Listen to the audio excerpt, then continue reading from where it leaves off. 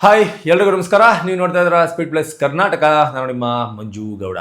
2025 18ನೇ season IPL RCB ಪಾಲಿಗೆ ಅದ್ಭುತವಾದಂತಹ ವರ್ಷ ಅಂತಲೇ ಹೇಳಬೇಕು. ಈ ಹಿಂದೆ ಸಾಕಷ್ಟು ಸೀಸನ್ಗಳಲ್ಲಿ ಈ ತರಹದ ಅದ್ಭುತವಾದಂತಹ ಪರ್ಫಾರ್ಮೆನ್ಸ್ ಬಂದಿದೆ. ಸೆಮಿಫೈನಲ್ಗೆ ಹೋಗಿದೆ, ಪ್ಲೇ ಆಫ್ಗೆ ಹೋಗಿದೆ, ಫೈನಲ್ಗೂ ಕೂಡ RCB ತಂಡ ಹೋಗಿದೆ. ಆದರೆ ಕಪ್ಪನ್ನು ಗೆಲ್ಲೋದಕ್ಕೆ ಆಗಿಲ್ಲ. ಆದರೆ ಈ ಬಾರಿ ಕಪ್ಪನ್ನು ಗೆಲ್ಲೋದಕ್ಕೆ ಒಂದು ಅತ್ಯುತ್ತಮವಾದಂತಹ ಅದ್ಭುತವಾದಂತಹ ಅವಕಾಶ ಇದೆ. 18 ವರ್ಷಗಳ RCB ಅಭಿಮಾನಿಗಳ ಕಾಯುವಿಕೆಯನ್ನು RCB ತಂಡ ಈ ವರ್ಷ ಆದರೂ ಈಡೇರಿಸುತ್ತಾ ಅನ್ನೋದು ಗೊತ್ತಾಗಬೇಕಂದ್ರೆ ಇನ್ನು ಕೆಲವು ಪಂದ್ಯಗಳು ಮುಗಿಯುವಷ್ಟರಲ್ಲಿ ಅದು ಗೊತ್ತಾಗುತ್ತೆ.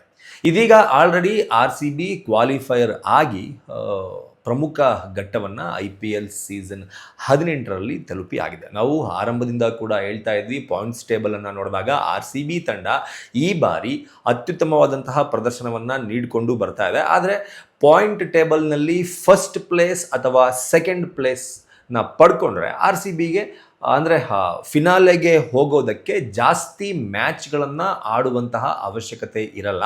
ಅದರ ಜೊತೆಗೆ ಒಂದು ವೇಳೆ RCB ಏನಾದರೂ ಎಡವಿದ್ದೇ ಆದಲ್ಲಿ, ಅಂದರೆ ಕ್ವಾಲಿಫೈಯರ್ ಮ್ಯಾಚ್ಗಳಲ್ಲಿ ಸೋತಿದ್ದೇ ಆದಲ್ಲಿ ಇನ್ನೊಂದು ಮ್ಯಾಚ್ನ ಆಡೋದಕ್ಕೆ ಕೂಡ ಅವಕಾಶ ಇರುತ್ತೆ. ಹಾಗಾಗಿ ಪಾಯಿಂಟ್ಸ್ ಟೇಬಲ್ನಲ್ಲಿ ಮೊದಲು ಹಾಗೂ ಎರಡನೇ ಸ್ಥಾನವನ್ನು ಪಡೆದುಕೊಳ್ಬೇಕು RCB ಅಂತ ಮೊದಲಿಂದ ಕೂಡ ನಾವು ಹೇಳ್ಕೊತಾ ಬರ್ತಿದ್ವಿ. ಆದರೆ ಇವತ್ತು ಕೂಡ RCBಗೆ ಒಂದು ಮ್ಯಾಚ್ ಇದೆ. ಅದು ಕಟ್ಟಕಡೆಯ ಮ್ಯಾಚ್. ಅದು ಕೂಡ LSG ಲಕ್ನೋ ತಂಡದ ವಿರುದ್ಧ ಇವತ್ತು RCBಯ ಕೊನೆಯ ಮ್ಯಾಚ್ ಇರುವಂಥದ್ದು. ಈ ಮ್ಯಾಚ್ನಲ್ಲಿ RCB ಗೆದ್ದರೆ ಏನಾಗುತ್ತೆ, RCB ಸೋತ್ರೆ ಏನಾಗುತ್ತೆ ಅನ್ನೋದನ್ನು ನಾನು ನಿಮಗೆ ನೀಟಾಗಿ ಹೇಳ್ತಾ ಹೋಗ್ತೀನಿ. ಈಗ ಪಾಯಿಂಟ್ಸ್ ಟೇಬಲ್ನಲ್ಲಿ ನಾವು ನೋಡ್ಬೋದು, ಮೊದಲ ಸ್ಥಾನದಲ್ಲಿ ಪಂಜಾಬ್ ಇದೆ, ಎರಡನೇ ಸ್ಥಾನದಲ್ಲಿ GT ಇದೆ, ಮೂರನೇ ಸ್ಥಾನದಲ್ಲಿ RCB ಇದೆ, ನಾಲ್ಕನೇ ಸ್ಥಾನದಲ್ಲಿ ಮುಂಬೈ ಇಂಡಿಯನ್ಸ್ ಇದೆ. ಈ 4 ಟೀಮ್ಗಳ ನಡುವೆ ಇದೀಗ ಫಿನಾಲೆಗೆ ಹೋಗೋದಕ್ಕೆ, ಕಪ್ಪನ್ನು ಗೆಲ್ಲೋದಕ್ಕೆ ಸಾಕಷ್ಟು ಪೈಪೋಟಿ ನಡೀತಾ ಇದೆ. ಈಗ ಆಲ್ರೆಡಿ ಪಂಜಾಬ್ ಕಿಂಗ್ಸ್ ಏನು ಈ ಟೀಮ್ ಇದೆ, ಈ ಟೀಮ್ನ 14 ಮ್ಯಾಚ್ಗಳು ಮುಗಿದು ಹೋಗಿದೆ. 14 ಮ್ಯಾಚ್ನಲ್ಲಿ 9 ಮ್ಯಾಚ್ಗಳನ್ನು ವಿನ್ ಆಗುವ ಮೂಲಕ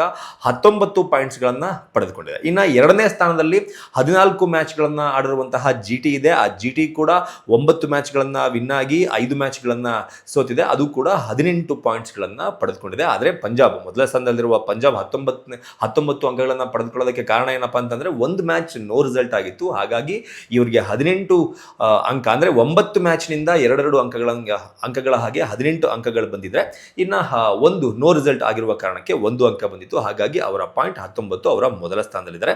ಎರಡನೇ ಸ್ಥಾನದಲ್ಲಿ GT, ನಾನು ಹೇಳ್ದಂಗೆ 14 ಮ್ಯಾಚ್ ಆಡಿದ್ದಾರೆ, 9 ಮ್ಯಾಚ್ ಗೆದ್ದಿದ್ದಾರೆ, 18 ಪಾಯಿಂಟ್ಗಳನ್ನು ಪಡೆದುಕೊಂಡು ಎರಡನೇ ಸ್ಥಾನದಲ್ಲಿದ್ದಾರೆ. ಇನ್ನು ಮೂರನೇ ಸ್ಥಾನದಲ್ಲಿ RCB ಇದೆ. RCB ಇಲ್ಲಿವರೆಗೂ 13 ಮ್ಯಾಚ್ಗಳನ್ನು ಆಡಿದೆ. ಇವತ್ತು ಒಂದು ಮ್ಯಾಚ್ ಆಡ್ಲಿಕ್ಕಿದೆ. ಇದನ್ನ ಸೇರಿದ 14 ಮ್ಯಾಚ್ ಆಗುತ್ತೆ. ಇವತ್ತೇನಾದರೂ RCB ಸೋತದ್ದೇ ಆದರೆ RCB 17 ಅಂಕಗಳೊಂದಿಗೆ 3 ಅಥವಾ 4ನೇ ಸ್ಥಾನಕ್ಕೆ ತೃಪ್ತಿ ಪಟ್ಟುಕೊಂಡು ಎಲಿಮಿನೇಟರ್ ಪಂದ್ಯಗಳನ್ನು ಸಹ ಆಡುವಂತಹ ಅವಶ್ಯಕತೆ ನಿರ್ಮಾಣ ಆಗುತ್ತೆ. ಇಫ್ ಇನ್ ಕೇಸ್ RCB ಇವತ್ತೇನಾದರೂ ಗೆದ್ರೆ ಅಂದರೆ ಒಂದು ಹೈಯೆಸ್ಟ್ ರನ್ ರೇಟನ್ನು ನಾವು ನೋಡ್ಬೋದು.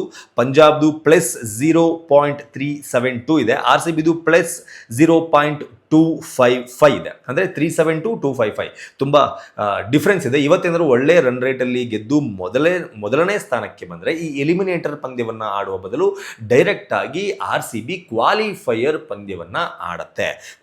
ಯಾಕಂತಂದರೆ ಇಲ್ಲಿ ನೋಡ್ಬೋದು ನಾವು, ಮುಂಬೈ ಇಂಡಿಯನ್ಸ್ದು ಸಹ 14 ಮ್ಯಾಚ್ ಕ್ಲೋಸ್ ಆಗೋಗಿದೆ. ಅವರು 8 ಮ್ಯಾಚನ್ನು ಗೆದ್ದು 6 ಮ್ಯಾಚನ್ನು ಸೋತು 16 ಪಾಯಿಂಟ್ಗಳನ್ನು ಪಡ್ಕೊಂಡಿದ್ದಾರೆ. ಅವರು ಪಾಯಿಂಟ್ ಟೇಬಲ್ನಲ್ಲಿ ಮತ್ತೆ ಮೇಲ್ಗಡೆ ಬರೋದಕ್ಕೆ ಚಾನ್ಸ್ ಇಲ್ಲ. ಅಂದರೆ ಯಾವ ಟೀಮ್ಗೂ ಚಾನ್ಸ್ ಇಲ್ಲ.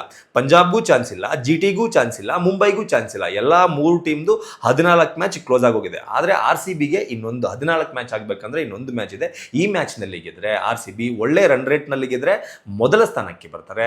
ಒಂದು ಸ್ವಲ್ಪ ಆವರೇಜ್ ರನ್ ರೇಟ್ನಲ್ಲಿ ಗೆದ್ರೆ ಎರಡನೇ ಸ್ಥಾನಕ್ಕೆ ಬರ್ತಾರೆ. ಇಫ್ ಇನ್ ಕೇಸ್ ಸೋತ್ರೆ 3 ಅಥವಾ 4ನೇ ಸ್ಥಾನಕ್ಕೆ ತೃಪ್ತಿ ಪಟ್ಟುಕೊಳ್ಳಬೇಕಾದಂತಹ ಸ್ಥಿತಿ RCBಗೆ ನಿರ್ಮಾಣವಾಗುತ್ತೆ. ಒಂದು ವೇಳೆ ಇವತ್ತಿನ ಮ್ಯಾಚನ್ನು ಒಂದು ಒಳ್ಳೆ ರನ್ ರೇಟಲ್ಲಿ ಗೆದ್ದು ಟಾಪ್ 1 ಅಥವಾ ಟಾಪ್ 2 ಸ್ಟೇಜ್ಗೆ ಏನಾದರೂ ಅಂಕಪಟ್ಟಿಯಲ್ಲಿ RCB ಬಂದದ್ದೇ ಆದರೆ, ಏನು ಕ್ವಾಲಿಫೈಯರ್ 1 ಮ್ಯಾಚ್ ನಡೆಯುತ್ತಲ್ಲ, ಆ ಮ್ಯಾಚ್ನಲ್ಲಿ ಗೆದ್ದ ತಕ್ಷಣ ನೇರವಾಗಿ ಫೈನಲ್ಗೆ ಹೋಗೋದಕ್ಕೆ ಅವಕಾಶ ಇದೆ. ಒಂದು ವೇಳೆ ಈ ಕ್ವಾಲಿಫೈಯರ್ 1 ಈ ಮ್ಯಾಚ್ನಲ್ಲಿ RCB ಸೋತ್ರೆ ಎಲಿಮಿನೇಟರ್ ಪಂದ್ಯ ಏನಿರುತ್ತೆ, ಆ ಎಲಿಮಿನೇಟರ್ ಪಂದ್ಯದಲ್ಲಿ ಯಾವ ತಂಡ ಗೆದ್ದಿರುತ್ತೆ ಅವರ ಮೇಲೆ ಇನ್ನೊಂದು ಮ್ಯಾಚನ್ನು ಆಡುವ ಮೂಲಕ ಫಿನಾಲ್ಗೆ ಹೋಗುವ ಅವಕಾಶ ಇರುತ್ತೆ. ಅಂದರೆ RCB ಟಾಪ್ 1 ಪೊಸಿಷನ್ನಲ್ಲಿ ಬಂದರೆ 2 ಅವಕಾಶಗಳಿರುತ್ತೆ ಫಿನಾಲೆಗೆ ಹೋಗೋಕ್ಕೆ. ಮೊದಲ ಮ್ಯಾಚ್ನೆಲ್ಲ ಗೆದ್ದರೂ ಸಹ ಫಿನಾಲೆಗೆ ಡೈರೆಕ್ಟಾಗಿ ಹೋಗ್ಬಿಡ್ಬೋದು, ಸೋತರೂ ಸಹ ಇನ್ನೊಂದು ಮ್ಯಾಚನ್ನು ಆಡೋದಕ್ಕೆ ಚಾನ್ಸ್ ಇರುವ ಕಾರಣಕ್ಕೆ RCB ಇವತ್ತಿನ ಮ್ಯಾಚನ್ನು ಶತಾಯ ಗತಾಯ ಗೆಲ್ಲಲೇಬೇಕು.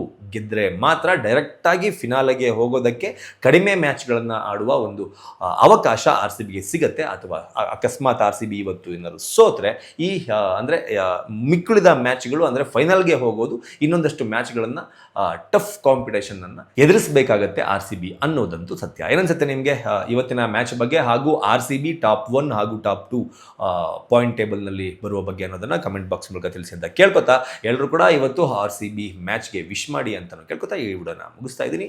ನಮಸ್ಕಾರ. Speed plus Karnataka.